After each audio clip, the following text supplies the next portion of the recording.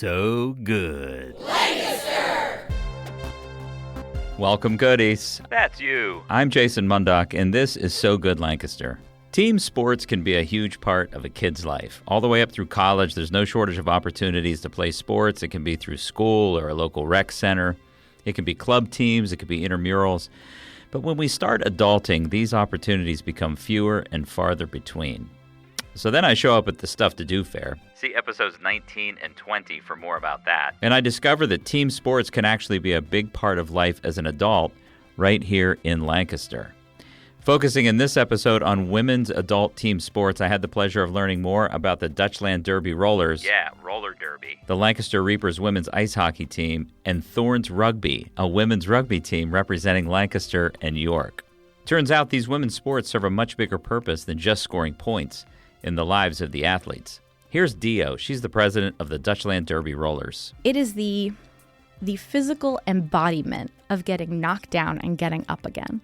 And it has taught me that you can start over and you can, be pushed out of bounds or run back and still make it through obstacles that are in front of you. These sports also serve as a great way to make friends, which can be challenging as an adult, especially when moving to a new area.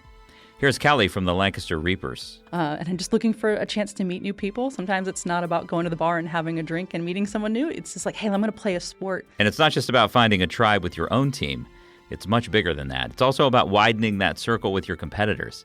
Here's Eva from the Thorns. And when you play 15s rugby, it is 80 minutes of war. It is body-on-body war, for sure. It's very aggressive. And then at the end of the 80 minutes, when the game is over, someone has won and someone has lost, and we all get a beer, and we all have a slice of pizza, and you commune with your competitors as well as you commune with your teammates. Today on the program, we are talking about women's adult team sports right here in Lancaster and how these three teams figured out that no matter the sport, more is better.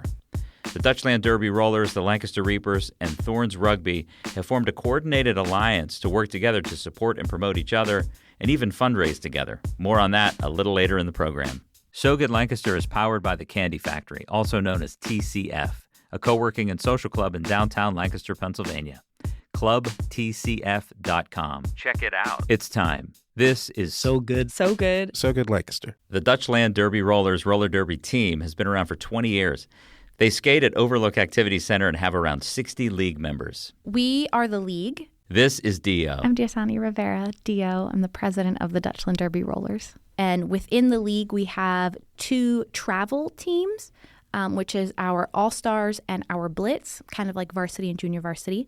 And those are our two travel teams that play against other travel teams, so against other leagues, wherever they might be. And then we have two home teams, which is just us versus us. We do not play, our home teams do not play against other teams. We just play against one another. And those are the Whoopin' Pies and the Shoe Fly Pirates. And those games are so much fun. Our very first game of the year and our very last game of the year are two home teams games. And it's super competitive. We know each other so well, so it's a little harder to get past someone when they know where you're going to go. Yeah. But Dutchland itself is part of the Women's Flat Track Derby Association, which is a global, worldwide organization. It has over 400 teams. So when you go out as the all-star team, for example, that would be your main team that would travel, Correct, right? Yeah. You're playing other teams within that association? Yeah. Is there a Super Bowl? Yeah, we have championships. We have regionals and then championships. So we are part of the North America Northeast region. Makes sense. And we are, last I checked, we were ranked 75 out of 150 plus. So we're somewhere in the middle, which is pretty good for a small town like us. How long have you been with the organization? 3.5 years. So going into my fourth. Did you do this before? Oh, no, I didn't know how to skate at all. At all? At all, no. I mean, you go to like a Right. middle school birthday party, you know. But other than that, no, Dutchland taught me everything. Taught me how to fall, how to skate, how to stop, which is so important. Yeah. That must have taken quite a bit of courage to say, I'm going to learn how to skate, and then I'm going to go out there and derby. Yeah. Yeah. It's, they teach you everything you need to know. So it's a approximately a 4-month training program. And the first tier is basic skating skills. Got it. And then the second and third tier is when you get a little bit more into hitting and gameplay and strategy and how to actually play roller derby, because it's more than just skating. You can be a phenomenal skater and not know how to play derby. Right, like a disco skater is not Right. necessarily going to be able to do roller exactly. derby. Tell me about roller derby. If I'm an alien and Okay. I've just descended upon this planet, and someone says you got to check out roller, like tell me what that experience is. Yeah, it's a hard-hitting, full-contact sport. You're on roller skates with pads, and each team will have 15 on their rosters, and they will send out 5 at a time. One person on each team is going to have a helmet cover with a star on it, and those 2 are the jammers, and their goal is to get around and go in a circle. The other 4 on each team are called blockers, and their goal is to stop the jammer from getting past them, of the opposing team.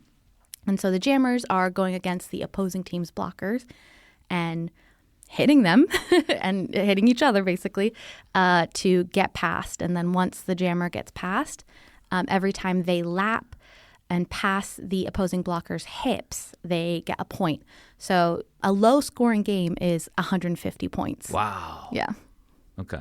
That's a lot of action. Yeah, it really is. It's fast-paced, hard-hitting. It's fun. It's a pretty serious commitment to to dedicate your time and your energy to these leagues. And I know the Dutchland Derby Rollers have a very good presence in the area. Like, you're Yes. known. Oh, good. Yes, that's what we like to hear. But it's just interesting that we have these niche sports that aren't mainstream. There, there's no Super Bowl for roller derby that gets Televised. 50 million viewers or anything like Yeah. that. So how did you get into this? Like, how did you say to yourself, I think this is something I want to spend my time on? Well, as you mentioned, I feel like Dutchland has a pretty good presence, and Rachel's Cafe and Creperie has been a sponsor for years. And I remember, in high school, walking into Rachel's and seeing a flyer for Dutchland and being like, oh, that's so cool.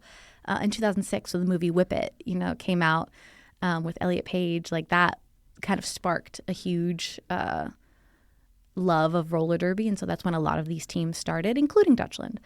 And I remember being like, oh, that's so cool. That's awesome. And after I graduated college and I was looking for something to do, I noticed that someone I went to high school with had joined the team, and she had been posting about it. And she was a little bit of a wallflower in college. And I was like, whoa, she's doing roller derby? Like, that's so awesome. And I was talking about it casually at my part-time job. And someone I work with whipped her head around, and she was like, you have to do it. It was the best 5 years of my life. It was the best thing that ever happened to me, like a wonderful experience. And she's in her 50s, and she said, you will love it. It will change your life. And she was 100% correct. It really has changed my life. And so Dutchland, has a presence in Lancaster, and it was always kind of in the back of your mind, and really taking that jump happened because someone else was like, you have to do it. Tell me how it's changed your life. Like, tease that out a little bit. Yeah.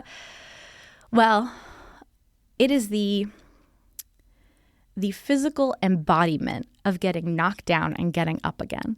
And it has taught me that you can start over, and you can, be pushed out of bounds or run back and still make it through obstacles that are in front of you. My whole way of viewing my life has changed. I have so much more confidence. I think I've gained leadership qualities. I'm the president now. I'm a captain of the All-Stars now. And I never would have imagined my life being this way, 4 years ago. I met my girlfriend through roller derby, and that has been a lovely thing for me. It's really the confidence, the ability to know that people have your back when you need them. We gather around one another and support one another in such beautiful ways that the community aspect has been wonderful as well. And you grow and you learn, and as you grow and you learn these new skating skills or these new, strategies, you figure out about yourself that you can do hard things and you can learn new things. And I think as adults that can be intimidating at times. And so finding those successes and finding those wins in such small ways really allows you to aim for more and to be like, okay, if I found it in this small way, maybe I can hope for it in this bigger way and slightly bigger and more until eventually you're just winning at life, you know? What is the moment in a game or when you're out there doing your thing that you get the most fulfillment from? Like, what's the thing that happens and you're just like, yeah, this is why I'm here? Yeah. I would say that right now I'm in a transitional phase. So the past 3 years I have been a jammer for our team.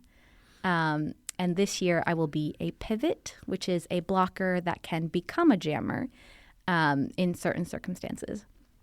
So if you had asked me before this year, I would have said, because I have said it before, that moment when you're jamming and you make eye contact with a blocker that's in front of you and you both know that you are going to hit them as hard as you possibly can and you just go for it. I love that. I love the like consensual acknowledgement that we are going to hit one another. It's so cathartic. There's no feeling quite like it. It's euphoric. And then in this year, I would probably say that, you know, one of my favorite feelings is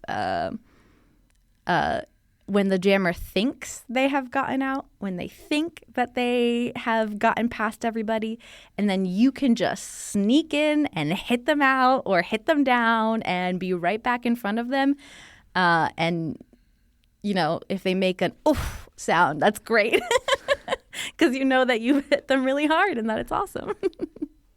It's great that you have this mutual understanding, too. Yeah. It's like we're going to, you know, heads are going to butt here. Yeah. Like we're about to go at it. Biggest surprise in this journey for you? Oh, I think I would say how much I love it. I played sports growing up and I enjoyed them, and I would go so far as to say as I love them too, but this is a different beast. Like the passion that people have for this sport and for this community is kind of crazy. It's a little wild. And I never expected to be so in love with something that I'm willing to dedicate hours and hours of my time to it, to helping it grow, to recruitment, to, you know, studying other teams and film footage. Like you hear about these like NFL teams that study film and you're like, oh, that seems like a lot. And suddenly we're doing it here, just ourselves. So yeah, I think that has surprised me, just how much I love it. If you have workplace flexibility and can work from anywhere, you probably know how lonely it can get working all day, every day in the same building where you sleep, i.e. your house. TCF Co-working and Social Club in Lancaster is the solution. Get out of the house, work around other humans in real life, and get social with a ton of clubs, activities, and events. TCF offers community, full-time, and private office memberships and day passes if you're just passing through town. Check out clubtcf.com, book a tour, and get plugged in. The Lancaster Reapers women's ice hockey team skate at the Regency Ice Rink, but draw athletes from around central Pennsylvania. They're part of the United Women's Hockey League with a season that runs from October through March. This is Kelly. So my name's Kelly Leibolt. I'm the Reapers white team captain. So we're part of the UWHL, which is United Women's Hockey League, kind of all around like Pennsylvania, New Jersey. It's made up of, I think there's 5 different divisions based on different levels. The Reapers, we are actually just a beginner team. We started as a red team, so that's like the lowest level of United Women's Hockey League. And then this year we had enough interest and women that were interested that we moved up to a white team. So we have a red team and a white team, a little bit different skill level. Our white team is a team that's, you know, kind of played for a little bit. Maybe they played a little bit higher level in college, or again, maybe a little bit older. Maybe they had an injury. Maybe they had a baby and they're coming back. So kind of range in ages. I think some of the other teams that we play against, their youngest person's maybe 21, and we have people in their 60s, that are still playing and going strong. So our season usually wraps up about 10 games or so, and we kind of travel within the Pennsylvania area, a little bit of New Jersey, so down to Philadelphia and things like that. So, how long has the organization been around? Great question. So we started as the Central Penn Blades back in 1999. That was like the original season, and then 2013, the Reapers kind of like transitioned a little bit, became part of a new league, and that was back in 2013 that they started as the Reapers. What's the barrier to entry? If I wanted to come and, join the team, do I need to know how to skate? I actually had no idea the Reapers even existed.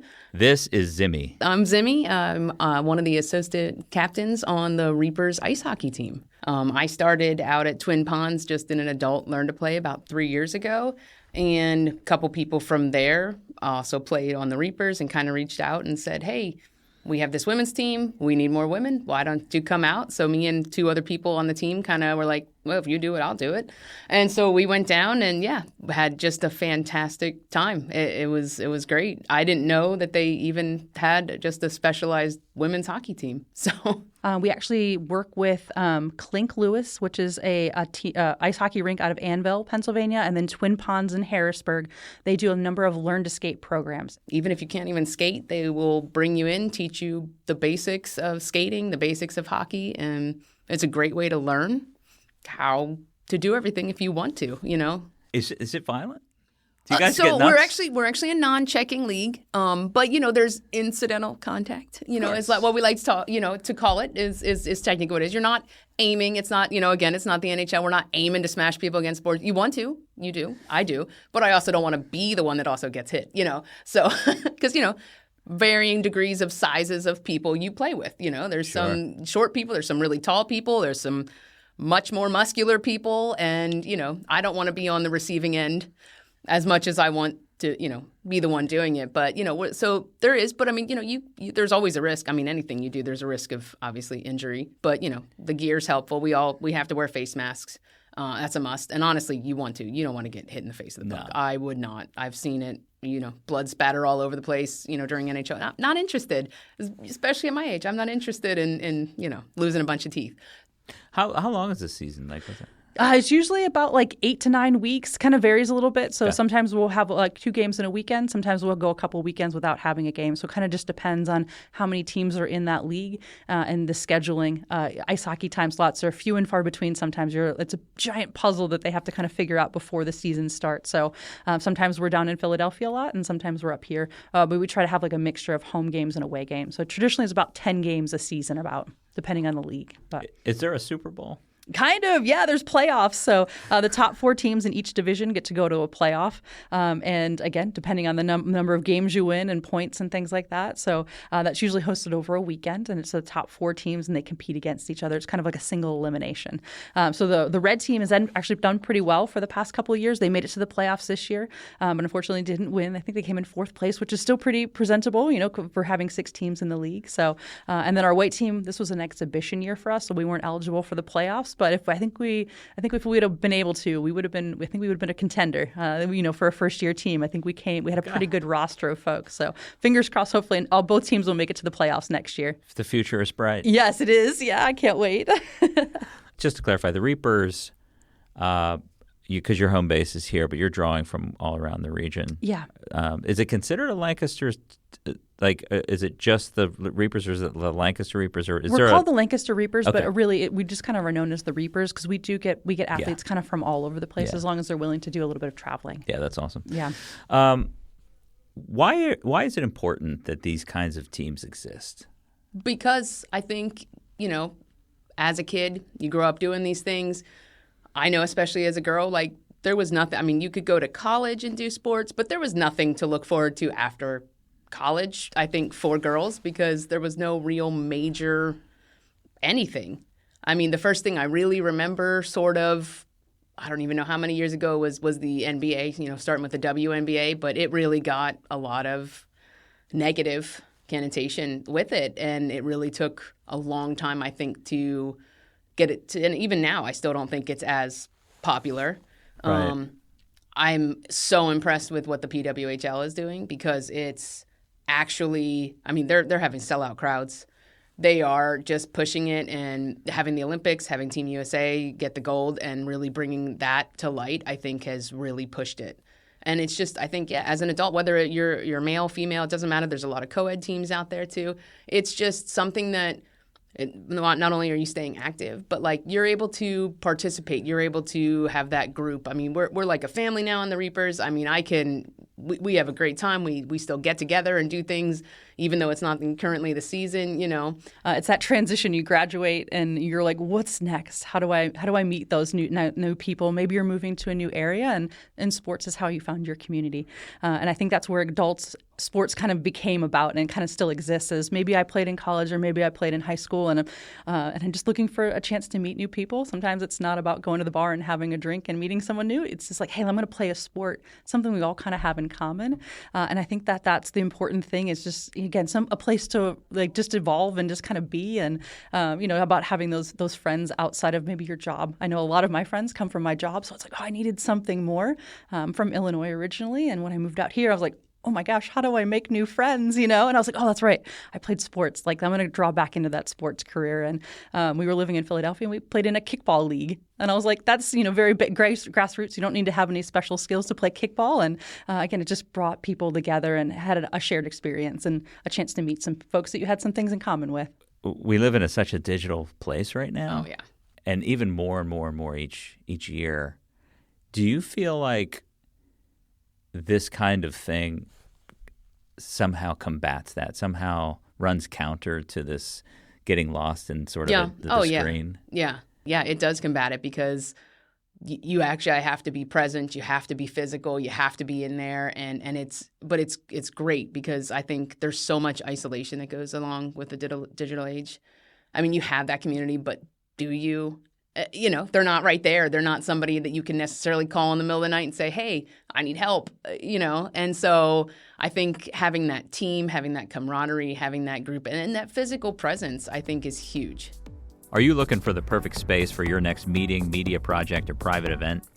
Well, TCF has you covered. Our conference rooms are perfect for meetings with your team or your clients. Our media studio can accommodate photography, audio, and video production. And our 6th floor venue has everything you need to throw an unforgettable private party or retreat. Book now at lancastervenue.com and take your next event to the next level. Thorns Rugby is a women's rugby club that is part of a larger organization that also includes a men's team, the Roses Rugby Club, and a youth club called Knightmare Rugby. Well, I think the rugby teams break down into 3 separate entities. This is Alex. I'm Alex Tarleton. I'm on the board and vice president of Knightmare Rugby Club, and the original one was the men's rugby team that was founded 50 years ago. It's actually started off as 2 separate teams that combined eventually, one which was the Red Rose of Lancaster, and then one which was the White Rose of York. And eventually they merged. So we actually celebrated the 50th anniversary a couple of years ago, which was a great event. Wow. And then the Thorns have spun out from that, forming the female rugby team as well. And then we have the Knightmare rugby team, which is the high school kind of junior rugby, which is participants can be from first grade to 12th grade. Give me just a sense of like how many PA club teams there would be. From a adult, like social senior level. This is Eva. I'm Eva Dombrowski, and I'm the current match secretary for the Lancaster York Thorns rugby team.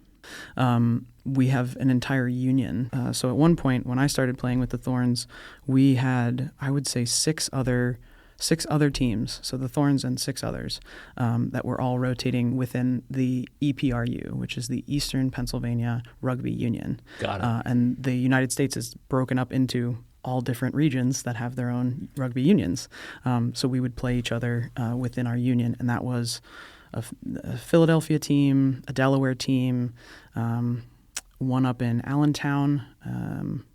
So a couple hours drive. Yeah, I mean, right. The farthest we had to go was South Jersey, and that's like 2.5 hours. Yeah. It's been hard to maintain. Some of those other teams have had to kind of fold for right now. Got it. But they are supported by other clubs. So like the Thorns is a team in our club. The Knightmares is a team in our club.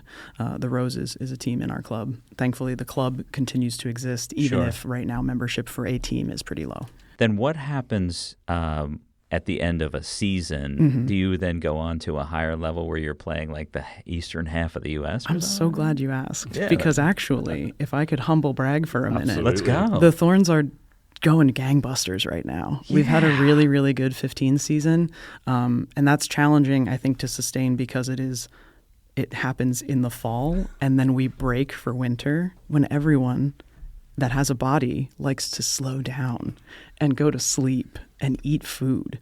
And then we come back in like February when it's still very cold. Yeah. And everybody just wants to be resting, and we have to train up and get ready for the remaining games of our 15 season. And we are currently top seed of our division. So we're a D3 women's team.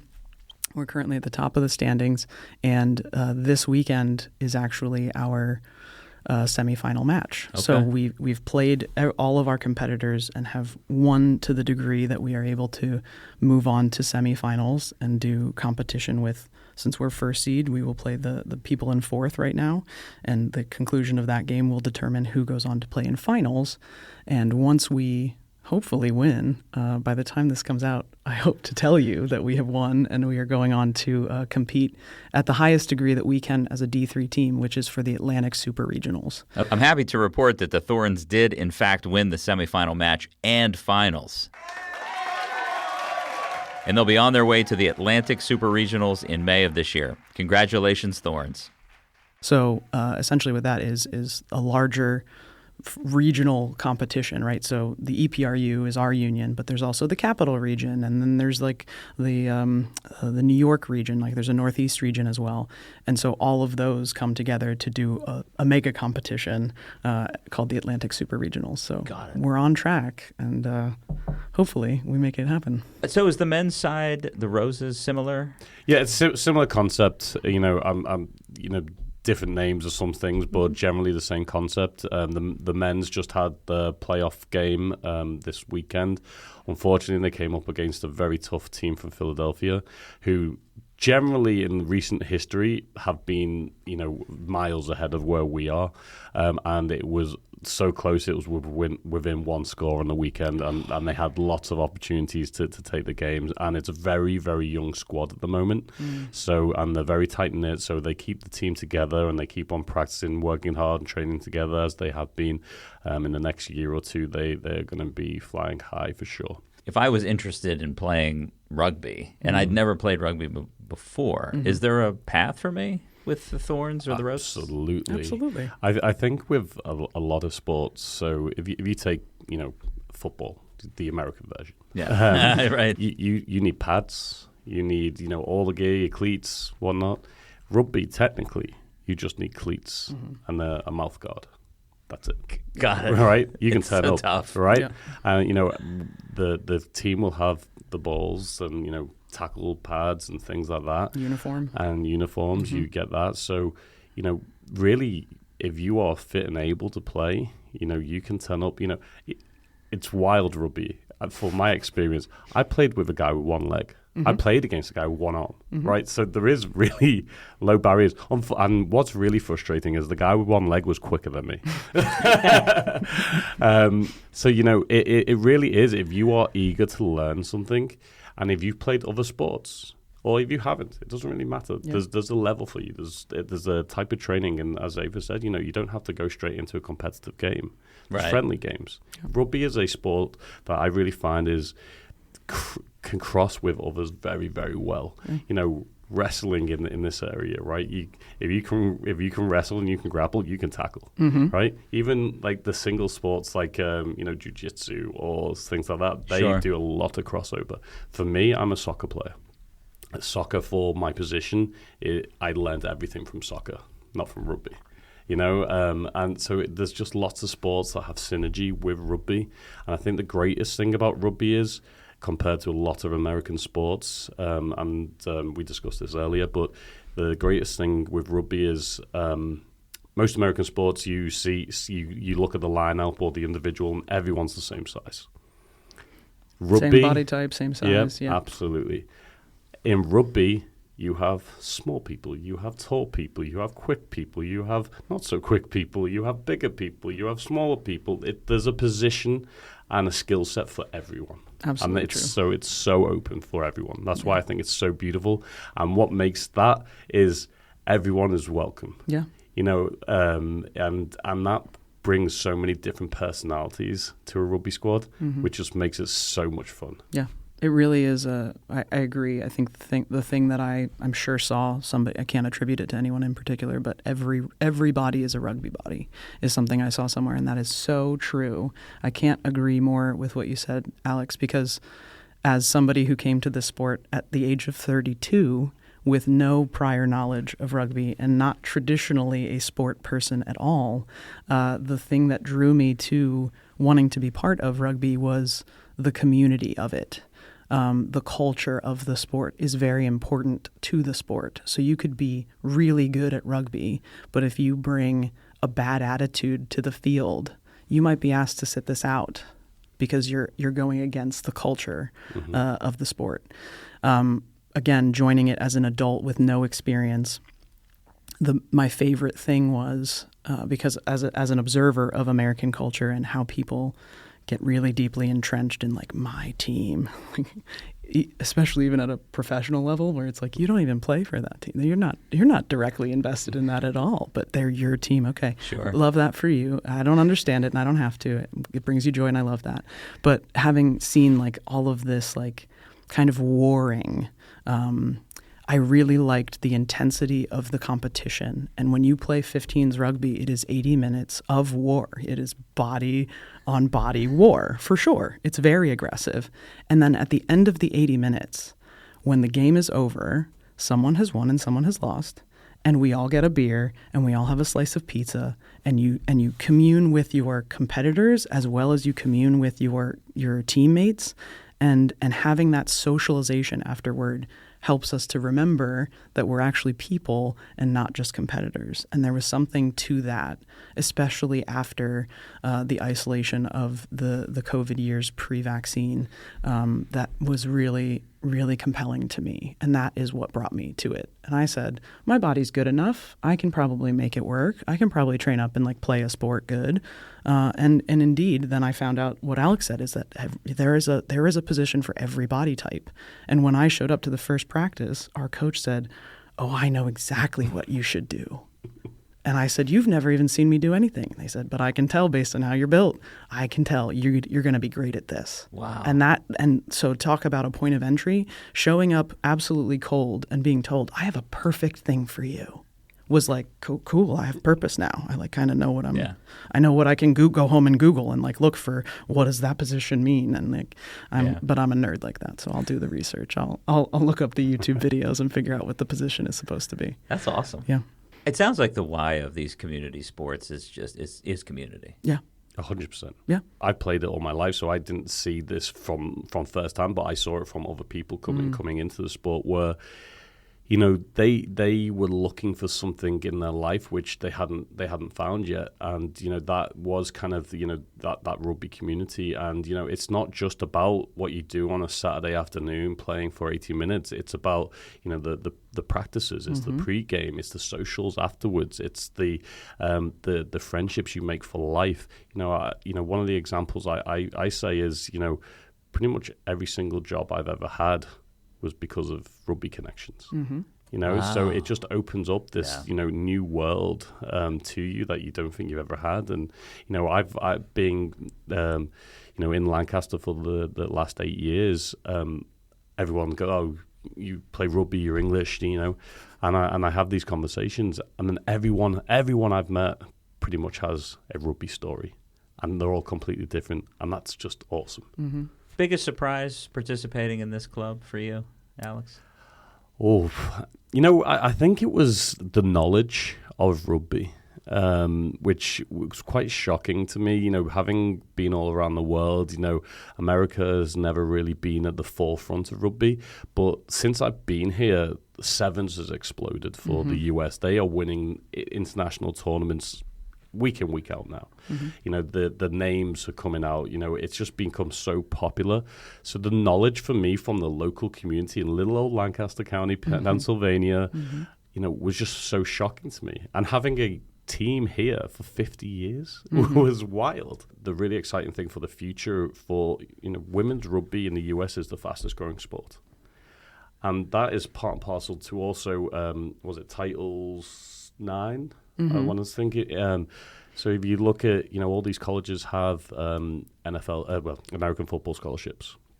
And they have to match all those scholarships to women's sport. Right. And you can do at least 20 for rugby. Right, because they need 15 on the pitch, 5 on the bench. So that's starters. You can get 20 scholarships out of that. Nice. So a lot of I think female athletes are now seeing that as a pathway to schooling. Absolutely, and that is going to be so exciting for 4 years time, 8 years time, where you've had these rounds. Yeah, and then you look at women's rugby. The US, both in 15s and 7s, are not far away. Yeah. In the female side. On the male side, they're getting better every season, and they're getting closer to getting shocks. The 7s, they're already there. 15s, they're getting there. So it's really exciting to see that if US takes this seriously, I'm petrified as an English national fan. I don't want them to take it seriously because they could, and they have the potential to be able to conquer this sport and just take it forever off everyone, which again, I don't want that being another thing taken off me as British guy, What's the biggest surprise for you? The biggest surprise for me, getting involved with the Thorns, but also just kind of getting to see behind the curtain for the Lancaster Rugby Football Club in general, is the degree of commitment and volunteerism, like sheer commitment and volunteerism that makes this run. And when I think about that, it makes perfect sense to me for it to be happening in Lancaster and in York, because people here really believe in stuff and then they put their energy toward it. And the fact that the details that go into making sure we can play are many, and they are time consuming and they are expensive. And the fact that we have volunteers spending time, myself included, lining the field, like that isn't something that just poof happens. Sure. There are real people putting their hands to work to make sure that our friends can play games, and seeing the value of that. There are people who are making sure that we have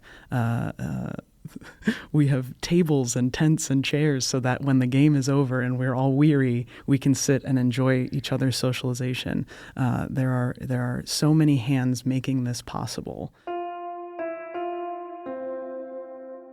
Tell me about the relationship you have with these other women's sports that would be considered niche sports, right? A little bit outside of the mainstream in Lancaster. This year, we have partnered with Thorns Rugby and Reapers Ice Hockey, and to kind of do like a little triangle of support where we are showing up to one another's games.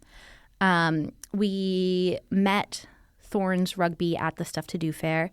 And then our treasurer, so someone on our league, is married to someone in the Reapers. And so that's how we got connected to them. We kind of started going to back and forth. Hey, they'll come to our games. We go to their games. We're going to start doing that with the Thorns. To have even, to enlarge the community even more. Get more spectators out. Get more people interested. More spread the word. Hey, there's things around here. It's a great time when you go. Come out, join the group, and enjoy it. Why don't we all go in on a fundraising event together? Why don't we kind of combine our resources, combine our efforts? Because in the same vein of what I was just talking about, the sheer volunteerism that makes a lot of this work, it's like many hands makes light work. Why wouldn't we all kind of band together to make that possible? And as soon as that email came through, the Thorns were all like, oh, heck yeah, we are down to support you all in whatever way we can, and we would love to let you know how you can support us. And even if it's just, we were really excited to be able to attend recently after one of our matches was in the morning, and in the evening was one of the Reapers hockey games. And we were so excited to bring a small group. It was kind of last minute, but it was we were excited to bring a small group to go and cheer. And we found out while we were attending that one of our previous teammates was now playing with the Reapers. And like they're out on the ice and we're like, oh my gosh, we know you. And we're screaming and we're cheering. And the feedback that we got, and there was a whole group of the Dutchland Rollers that were there too. So it was like awesome that we kind of had taken over a section of the very small spectator area. And we're just being kind of rowdy and like giving them energy for their match or their game. Awesome. And the feedback that we heard overwhelmingly out of that was like, it was so cool for us to be playing a game and to hear you cheering and to hear your oohs and ahs and that was something we haven't really experienced a lot. And so it was really good that you guys were there. Thank you for coming. And we were like, heck yeah, literally tell us whenever your games are. And if we can put it on our events calendar, then we want to be able to have a show, show of support, but also, it just feels good when people are showing up and there's no benefit to them other than enjoying watching you go. So, yeah. The goal is to also do like a big raffle as a fundraiser for all three of our teams. That's a great idea. And like all pitch in to buy or to donate something large that people will want. Right now, the thought process is like a KitchenAid mixer because everybody loves that. And then sell raffle tickets. All three teams reaching out to all of our, adjacent supporters in the hopes that like we can all mutually benefit from it. Thanks to Dio from the Dutchland Derby Rollers, Kelly and Zimmy from the Lancaster Reapers, and Alex and Eva from the Knightmare and Thorns rugby clubs for sharing their experiences about adult team sports right here in Lancaster. And I encourage everybody listening today to get out and catch a game or two. These passionate athletes are competing for the love of the sport and the community that these sports build. We'll link up to all three teams in the show notes. Hey goodies, we do love hearing from you. Let us know what you think of today's episode or if you have any fun ideas for upcoming shows. Head over to SoGoodLancaster.com and submit your comments. And until we meet again, stay good, Lancaster. Stay good. So Good Lancaster is produced at So Good Media in Lancaster, Pennsylvania by yours truly and Ann Kirby.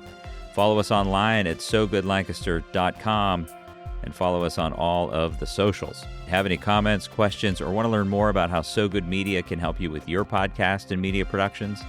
Drop us a line at hello@sogoodmedia.studio.